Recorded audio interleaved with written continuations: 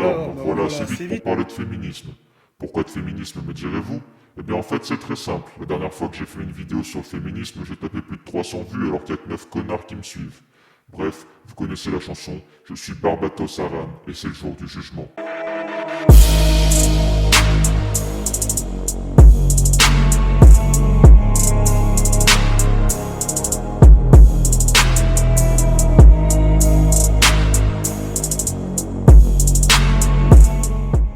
Dans cette vidéo, on va apprendre à débattre avec son entourage quand on est féministe. On va regarder une vidéo de Mademoiselle, dont la connerie de certains articles perturbe plus la force que l'ordre 66, qui nous donne 5 conseils pour débattre du féminisme. Bonjour! Hello, motherfucker! Dans la vie, j'ai été couronnée il y a bien longtemps la féministe. Yes! La féministe des réseaux sociaux, la féministe du groupe, la féministe au boulot, la féministe tout le temps en fait, en soirée, qui neige. La féministe, c'est moi. Tu le sais sûrement autant que moi, si tu as cliqué sur cette vidéo, le statut de féministe, parfois, il est très dur à assumer en société. Je viens donc te donner quelques conseils pour pouvoir débattre de féminisme sans avoir l'impression de te faire rouler dessus par un poids lourd. Déjà, quand tu commences à dire que tu éduques les personnes que tu croises en mode t'es la daronne de tous les enfants du monde, ou même mieux, Jésus-Christ le prophète portant la sainte parole en personne, il y a un problème. Si tu l'ajoutes au fait que tu annonces avec fierté qu'on t'a couronné féministe au début de ta vidéo, comme si on t'avait enfin attribué le statut divin que tu mérites,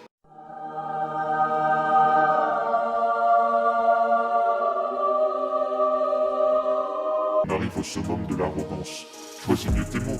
Le mot que tu cherches, c'est pas éduquer, c'est sensibiliser. Tu n'es en aucun cas porteuse d'une quelconque sainte parole.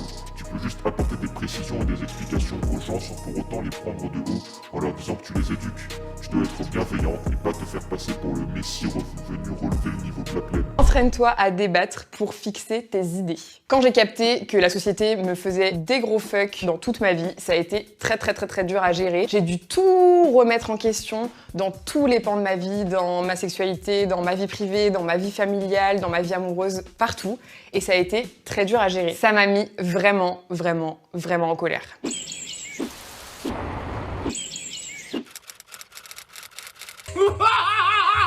Arrête-moi cette dope, putain! Alors, les petites séquences censées te faire rire ne sont pas drôles.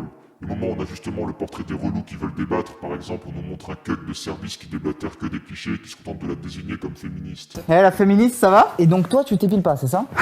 Tu nous fais pas de conférence aujourd'hui? Et on accueille avec nous la féministe du groupe. Comment ça va aujourd'hui? Elle me fait en crever, hein! Donc déjà une question que j'ai à poser, c'est quand faut-il assumer être désigné comme féministe et quand faut-il s'indigner? Bon, clairement la vidéo commence pas bien, on va voir. Peut-être que le reste relève du génie, peut-être qu'on a là une experte en la matière, peut-être que ces conseils vont transcender ton esprit pour te rendre imbattable aux nombreux débats que tu vas avoir avec le monde entier. Premier conseil. Il y a même des moments où je passais des heures sur Facebook, vraiment des heures, à répondre à des commentaires d'inconnus sous des publications inconnues, juste pour évacuer ma colère et pour m'entraîner à débattre et à exposer mes idées. Bon, déjà ça commence mal, la meuf nous dit qu'elle répond aux commentaires d'inconnus sur les publications d'inconnus, tout ça pour s'entraîner et évacuer sa colère. Comme si elle voulait gagner une médaille ou comme si le féminisme était une guerre qu'elle devait à tout prix remporter. Alors ne cassez pas les couilles des inconnus pour vous entraîner à gagner des débats. Vous auriez pas envie que quelqu'un fasse la même chose. Elle le dit elle-même dans la vidéo un peu plus tard. Donc c'est vraiment la pire des idées. Il est super important que tu trouves un espace bienveillant avec des amis, de la famille ou même des inconnus mais qui partagent ton point de vue pour que tu puisses t'exprimer sans crainte de te tromper, affiner tes idées et surtout gagner en assurance et en confiance en toi. Donc le premier conseil, c'est de ne débattre sur le féminisme qu'avec des gens qui partagent le même point de vue que toi. Oui, dans un sens, tu peux débattre avec ces gens et tu vas gagner tous tes débats, puisque s'ils partagent le même point de vue que toi, c'est une discussion à sens unique, tout ce qu'il y a de plus banal. En effet, si tu te trompes, on pourra te corriger, mais en aucun cas, ce n'est un débat.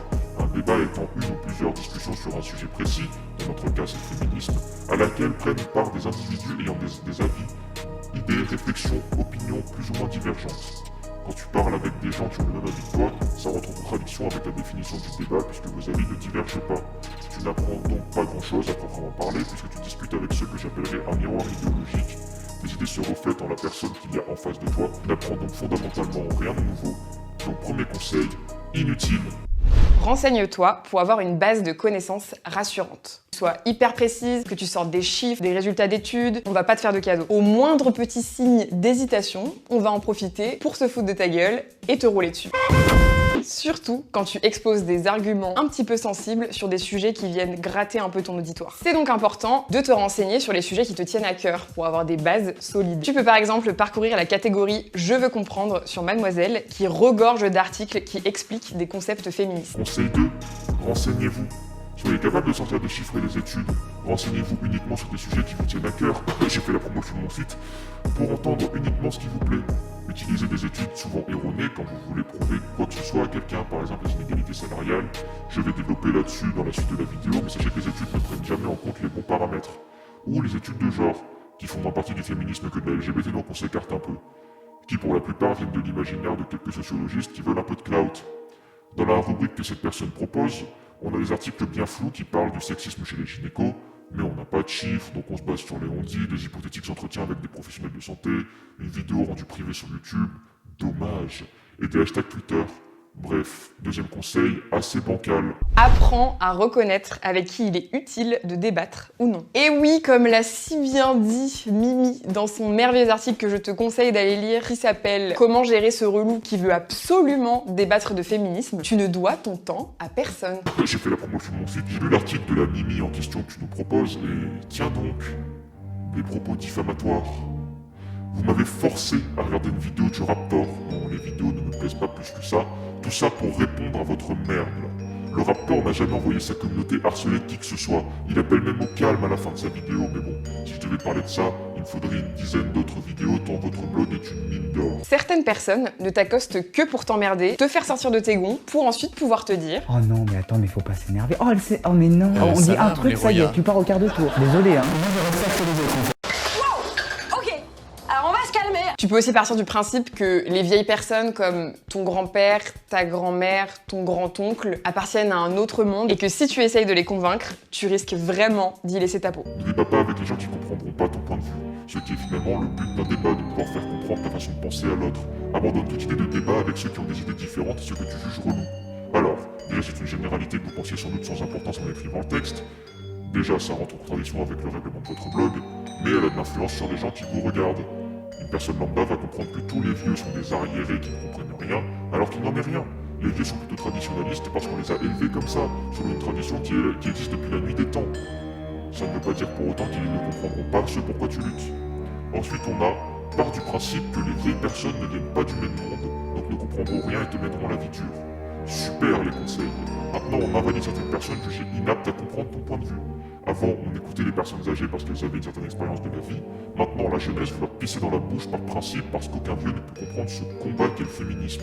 Alors qu'avant, la condition de la femme était pire qu'avant. Bref. Ils n'ont pas leur mot à dire parce qu'ils ne comprendraient pas et que c'est inutile d'essayer de leur parler. Franchement, on en est à un level. Avant, c'était écouter et respecter vos aînés qui, eux, ont vécu une vie entière.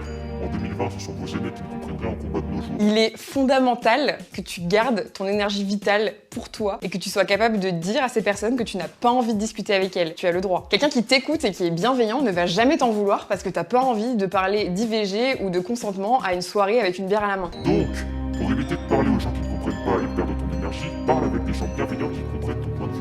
Donc maintenant, on discrimine les gens parce qu'on les juge inaptes à comprendre le point de vue qu'on avance. Est-ce que ça veut dire que c'est ça le féminisme?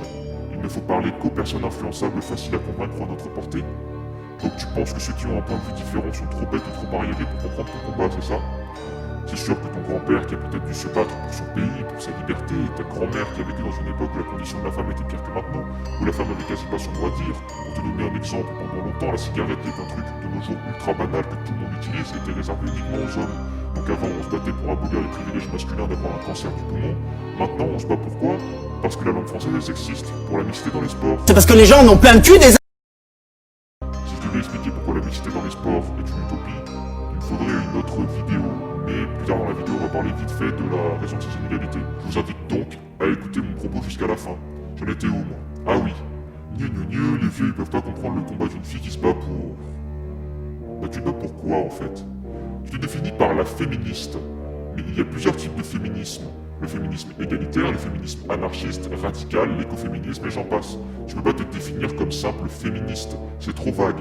Définis ton combat et peut-être que les gens te comprendront mieux. Je ne comprends pas. Alors, à ce point de la vidéo, je vais avoir du mal à dire des choses constructives parce que la vidéo de Mademoiselle est l'équivalent d'une page blanche. Pour chaque conseil, la finalité est la même. On t'explique qu'il faut débattre au final avec quelqu'un qui pense comme toi.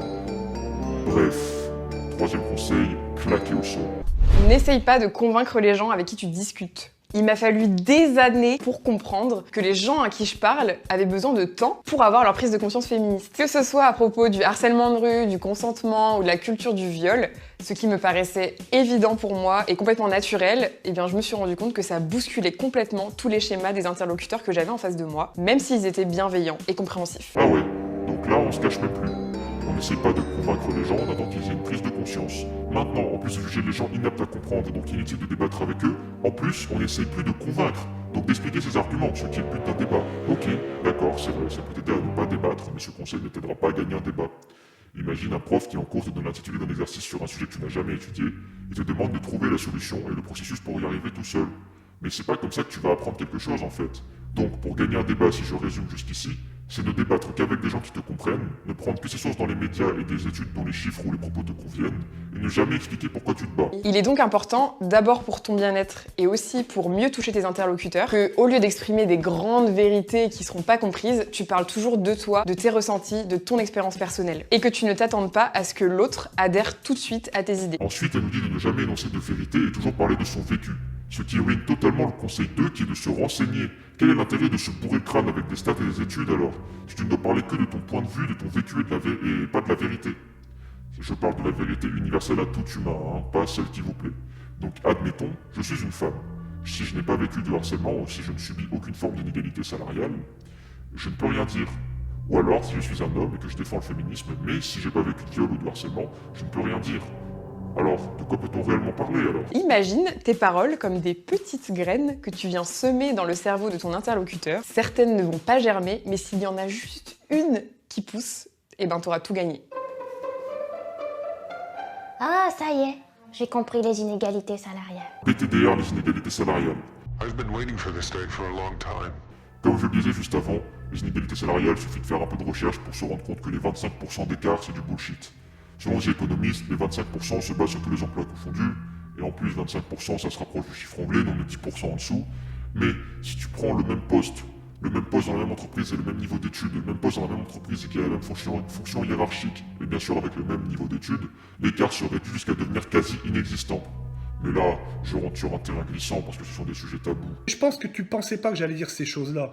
Tu pensais que ce serait tabou. Mais non, c'est pas tabou, c'est pas tabou. Et les féministes, quand on parle d'inégalité de salaire, elles aiment parler du foot. Ok, on va répondre à ça pour bannir cet argument définitivement. La Coupe du Monde de football masculine, et notamment le match France-Croatie, a été regardée par 3 milliards et quelques personnes. Tandis que la Coupe du Monde féminine a été regardée par environ 1 milliard de personnes. Donc moi je trouve ça logique que les gens investissent plus dans ce qui fonctionne le mieux. Quand je parle des gens, je parle des sponsors, parce que le sport est un business avant tout. Les sponsors veulent gagner de la visibilité, donc ils auront plus tendance à investir des grosses sommes, là on les verra le mieux. Donc c'est normal que l'on paye plus cher pour ce qui fait plus d'audience et que les principaux acteurs... Non, lui c'est un autre type d'acteur. Tu te crois drôle, c'est ça? Hein? Tu te crois drôle? Je parle de ceux qui font marcher l'entreprise soient mieux payés. Je trouve ça logique de mieux payer ce qui rapporte le plus. Si on finançait plus le football féminin alors qu'il est moins regardé, il y aurait plus à perdre qu'à gagner pour les sponsors. Alors non, il ne faut pas essayer d'apporter des graines pleines d'idées reçues et sans aucun recul sur la chose, mais essayer de construire ses arguments en cherchant au-delà de sa zone de confort pour pouvoir dire des choses sensées et ainsi faire changer l'image que les gens ont de vous. Si on regarde les commentaires, on voit très bien quelle image vous renvoyez. C'est comme ça que vous gagnerez des débats, pas en balançant des inepties piochées sur des blogs tenus par des gens pas capables de faire marcher leur esprit d'analyse et critique. Conseil 4, irrecevable. Je commence à arriver à court de synonymes, moi. N'oublie pas de laisser ta colère derrière toi pour pouvoir avancer. Ta colère est vraiment importante, c'est elle qui te met en mouvement, qui te donne le courage de prendre les armes pour défendre tes idées. Mais s'il n'y a que de la colère en toi, rapidement, tu vas te consumer. Il est important que tu trouves comment transformer cette colère en joie, parce que la joie, par contre, c'est un carburant inépuisable qui va te permettre d'emmener tout le monde avec toi et de gravir les montagnes et de faire tout ce que tu veux. Je sais que c'est plus facile à dire qu'à faire et que c'est hyper dur d'être joyeux et positif quand on ouvre les yeux sur le monde hyper violent dans lequel on vit, mais c'est vraiment important que tu trouves les ressources dans ton environnement, auprès de tes proches, pour positiver. Mais c'est quoi ce conseil là? C'est plus pour Obi-Wan qui parle à Anakin ou quoi? Ta colère te consume, Anakin, tu ne dois pas la laisser te guider. Non mais c'est bon, transformer la colère en joie pour emmener tout le monde avec toi et te faire gravir des montagnes et te permettre de prendre les armes. C'est pas la joie qui permet de faire tout ça, hein. Demande aux gens qui ont fait la guerre, genre un de tes grands-parents par exemple. C'est pas avec la joie qu'il est allé défendre son pays, c'est peut-être par la peur, ou le patriotisme, l'espoir ou la volonté. Pour ce qui est de te battre pour tes idéaux, c'est une question de foi, de volonté, d'indignation et d'espoir de changement. La colère, et pour une fois elle a raison, ne mène à rien. Sauf quand il s'agit de débattre avec quelqu'un qui ne partage pas son opinion sur internet. Là, il n'y a plus de joie, que de la colère et des insultes qui s'abattent en plus sur toi. Et voilà qu'on te traite de facho, de macho et j'en passe. Je sais pas pourquoi tu parles de choses comme ça, t'as peut-être des échos, je sais pas. Pour ce qui est de rallier des gens à ta cause, c'est pas avec la joie de vivre, c'est avec ton charisme. Parce que tu peux être aussi heureux que tu veux, si jamais tu n'as aucune prestance, tu n'arriveras jamais à rien. Passons à la conclusion. Pour pouvoir débattre et convaincre que vous soyez féministe, progressiste, de gauche, de droite, j'ai choisi à mon tour de vous présenter les 5 points que je trouve importants pour gagner un débat, un top.